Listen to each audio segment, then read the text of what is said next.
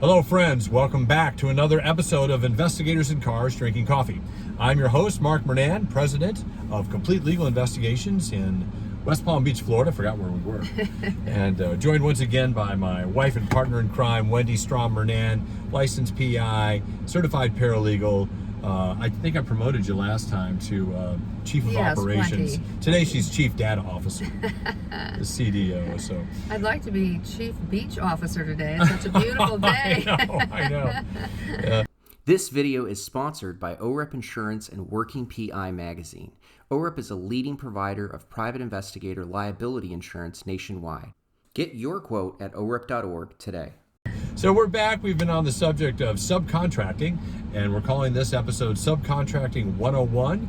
Last week was on the subject of using subcontractors.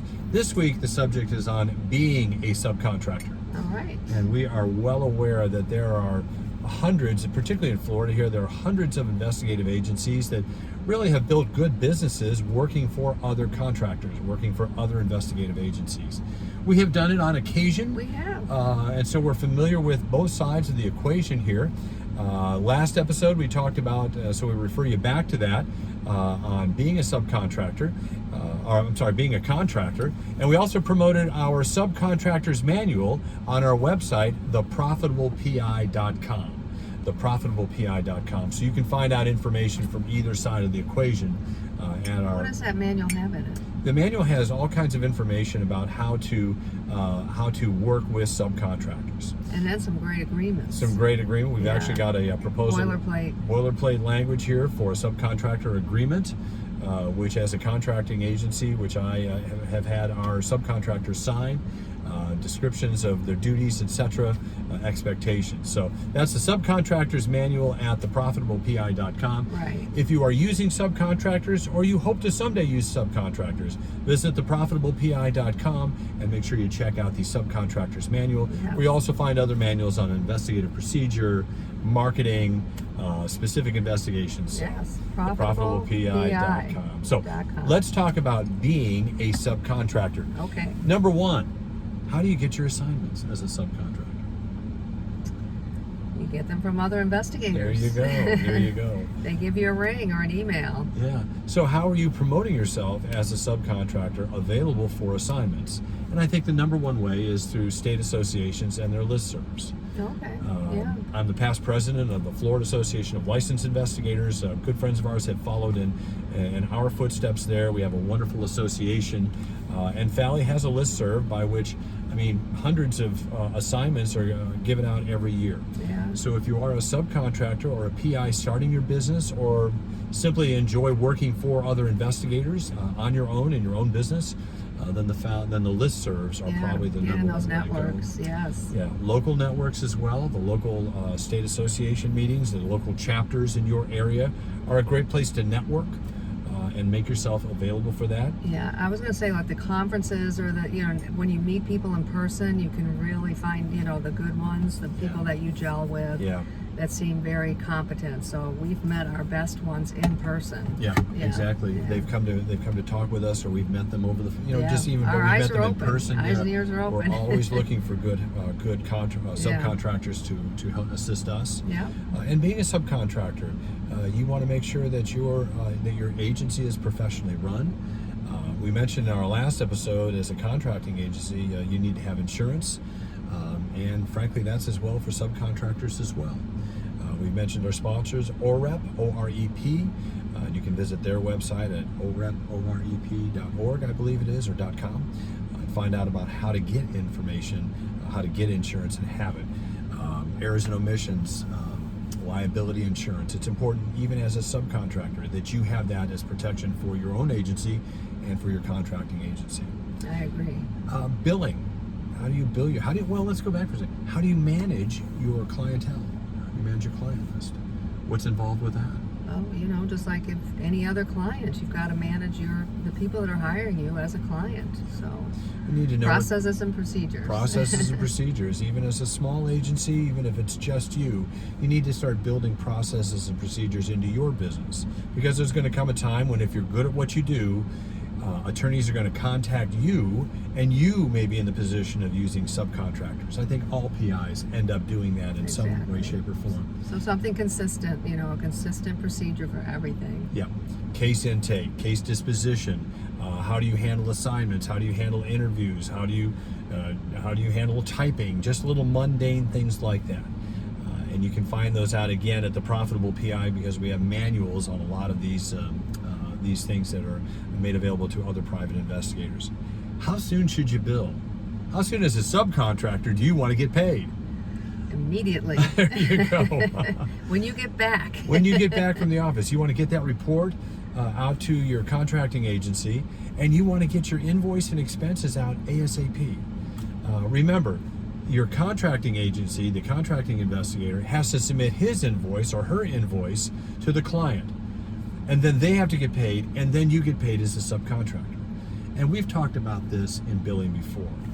You need to have those invoices an invoice a day. Another procedure you need. Another procedure. An invoice a day keeps bankruptcy away. Yeah. Maybe that'd be the way to put it. Yeah. But invoice, how often do you invoice? Frequently, with enthusiasm. Right.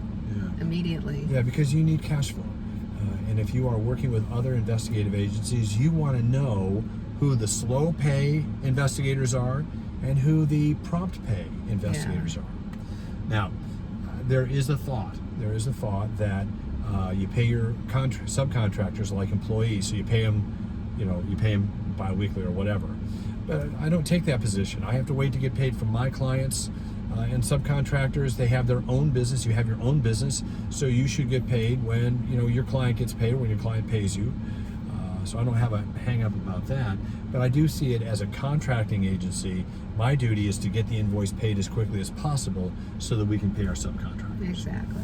And so it's really important for you to stay on top. But they always get paid. They always get paid. Yeah, that is top priority for me. Yeah. I pay them. And Pay the subs. As soon as we Yeah. get the check from the Yeah. client, we Yeah. pay our subs. We pay off our expenses out of Yeah. that. The rest of it, the profit is ours, but we don't get that. It's not all ours. I mean, we didn't Exactly. Remember, when you invoice that case, it's not all your money. Yeah.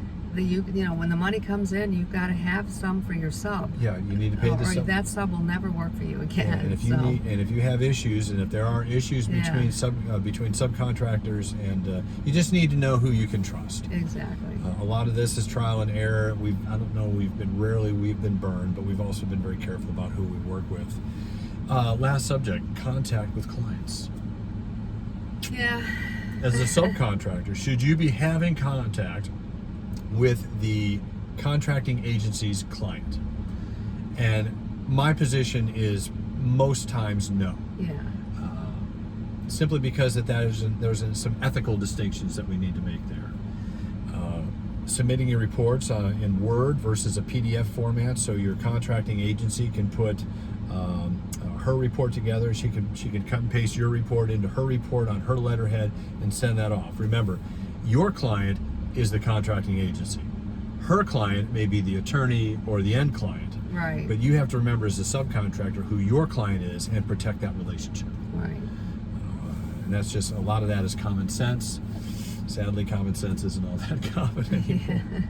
I mean, should we be worried that our subcontractors are going to steal our clients, or, I've never worried about that myself, Yeah. because I've spent years building relationships with our clients. Right. And when we use subs, there's in areas that we don't generally do, bilingual. We're always looking for good bilingual investigators across the state, across the country. Yeah. We're always looking for them locally. We're always looking for reliable and proficient surveillance people. I have one of the best surveillance guys in the country that I've ever seen, Gary Marcellin, down in Miami, the best guy I ever knew. Yes. Ever know. We love working with him because he's a real professional. His reports look good. If you're a subcontractor, make sure your reports look good. Yeah. But insofar as having contact with the end client, probably not a good idea. The person that's paying you is your client. Yes. So that's how. We do subcontracting work. Oh, yeah.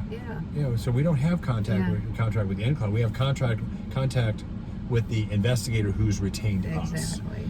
And we protect that relationship just as they are protecting the relationship they have with their end client. Right. So anyway, I hope these things are helpful. Again, we've got the Subcontractor Manual available for download. These are downloadable manuals. They're not hardcover, but they're downloadable at the profitablepi.com, theprofitablepi.com. Make sure to visit there. Look into some of the other manuals as well, insofar as investigative procedures, research procedures, marketing to plaintiff attorneys, report we call the Silver Bullet investigation, the employee manual if you're building your agency with employees. These are all available up there. Oh, we just had the Get Paid manual we posted. Oh yeah, that's the biggie. How to get paid. Don't Get forget paid, that. it's called. Running a profitable PI business. So don't forget that to visit at the profitablepi.com. All right. Well, until next time, friends, it's always great to be with you. Mark and Wendy's Profitable PI signing off here. Thanks for joining us for another episode of Investigators in Cars Drinking Coffee. We'll see you again soon. Have a great day.